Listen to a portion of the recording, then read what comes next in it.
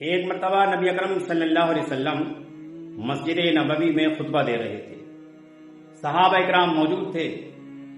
کچھ صحابہ دروازے کے پاس کھڑے ہوئے تھے۔ اللہ کے رسول صلی اللہ علیہ وسلم نے دوران خطبہ فرمایا، بیٹھ جاؤ۔ حضرت عبداللہ بن مسعود رضی اللہ تعالیٰ عنہ بھی مسجد کے باہر ہی تھے۔ آواز سنی تو وہیں پر بیٹھ گئے۔ دوسرے صحابہ جو وہاں پر تھے انہوں نے عرض کیا، اے عبداللہ بن مسعود، اللہ کے رسول صلی اللہ علیہ وسلم کا فرمان ان لوگوں کے لیے تھا جو دروازے کے پاس کھڑے ہوئے تھے، آپ سے تو نہیں کہا تھا۔ کہا کہ اللہ کے رسول صلی اللہ علیہ وسلم نے جو کچھ فرمایا ہے وہ کسی کا نام لے کر نہیں فرمایا ہے۔ روز محشر جب اللہ کے دربار میں سب لوگ ہوں گے اور اللہ کے رسول صلی اللہ علیہ وسلم نے اگر مجھ سے یہ سوال کر لیا کہ عبداللہ بن مسعود، اللہ کے رسول صلی اللہ علیہ وسلم نے تم سے بیٹھنے کے لیے کہا تھا اور تم کھڑے رہے، تو میں وہاں پر کیا جواب دوں گا؟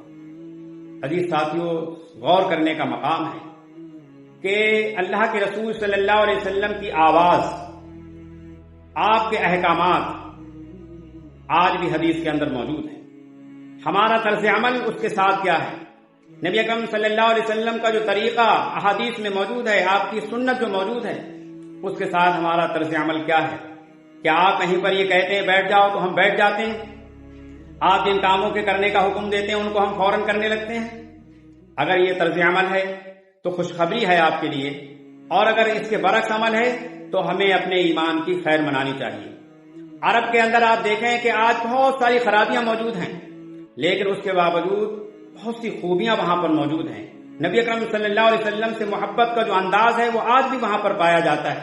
ایک عالم دین جو ہندوستان سے وہاں پر تشریف لے گئے تھے، انہوں نے دیکھا طائف کے علاقے میں وہ اپنے ایک ساتھی کے ساتھ میں تھے کہ دو لوگوں کے درمیان جھگڑا ہو رہا ہے، وہ اس کو خنجیر کہہ رہا ہے، وہ اس کو قلب کہہ رہا ہے، اس طرح کے الفاظ وہ ایک دوسرے کے لیے استعمال کر رہے ہیں۔